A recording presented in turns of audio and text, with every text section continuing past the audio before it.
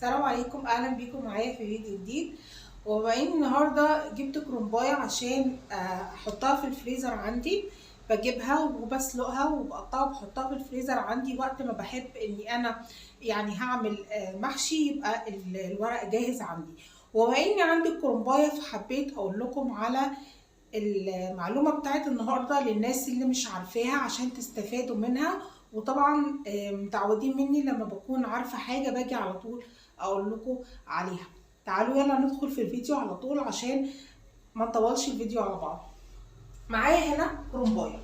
الكرومبايه دي ممكن اعملها على وجبتين، لان احنا طبعا زي ما انتم عارفين، انا زي ما قلت لكم قبل كده احنا 3 افراد، احنا مش كتير، ويعني احنا 2، انا وزوجي ومعايا بنت بنوته بيبي صغير. فدي ممكن تتعمل على مرتين على وجبتين. بعمل ايه؟ بجيب ميه واحطها على النار. تمام؟ ده لو انا الكلام اللي انا هقوله دلوقتي ده لو انا هفرزها في الفريزر، انما لو هعملها حاليا هقول لكم برضو تعملي ايه. بتجيبيها طبعا، بتشيل الورق اللي ملوش لازمه وبتتخلصي منه، وبتاخدي الورق الحلو اللي جوه. بتحطي ميه على النار، اول ما الميه بتغلي بتنزلي فيها بملح وكمان كمون. ومهم جدا ان انت تنزلي في الميه بكمون عشان الغازات والانتفاخات اللي بيعملها طبعا الكرومب زي ما انتم عارفين، ده لازم ننزل في الميه بكمون، وتكون كميه كمون كويسه كمان. بعد كده بناخد الورق نحطه في الميه. لو انا هفرزها في الفريزر بسلقها نص سليق.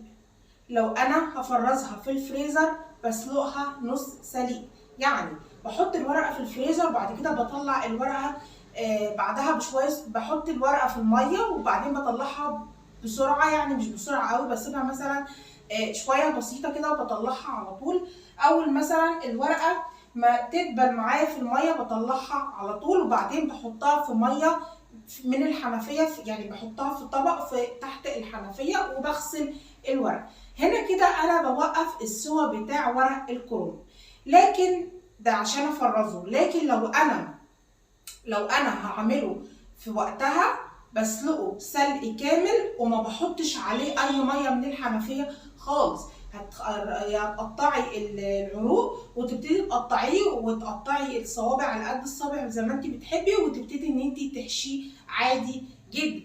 لكن لو انت هتحطيه في الفريزر زي ما انا قلت لك لازم يتسلق نص سليق، وبعد كده بتطلعيه تحت الميه في تحت الحنفيه تغسليه كويس، وبعد كده بتقطعيه وتحطيه في الفريزر عشان لو حطيتيه وهو مستوي سوا كامل هيتهري، التلج هيهريه. هتطلعيه بعد فتره عشان تحشيه هتلاقيه اتهرى معاكي خالص، ومش نافع اصلا ان انت تلفيه، ومش هتعرفي انك تلفيه. فعشان كده بقولك تسلقيه نص سليق بس.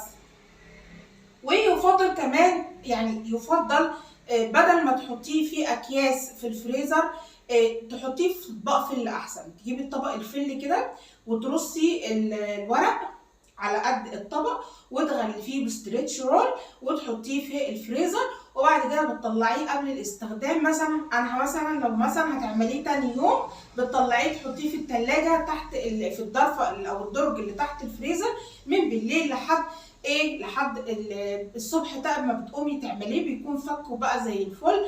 او ممكن تحطيه لو احنا في الشتاء تحطيه في طبق على الحوض او على الرخامه، وبتبقي برده الصبح تاني يوم بتقومي انك تعمليه عادي جدا، مفيش اي مشكله خالص. وده كانت معلوماتنا النهارده بخصوص الكرومب. لو هتفرزي الكرومب تسلقيه نص سليق، ما تحطوش سليق كامل في الفريزر عشان ما يتهريش معاكي. هو ده كان الفيديو بتاعنا النهارده وفكرتنا النهارده. اتمنى باذن الله يكون الفيديو عجبكم وفكرتنا النهارده عجبتكم، واشوفكم فيديو جديد ان شاء الله، والسلام عليكم.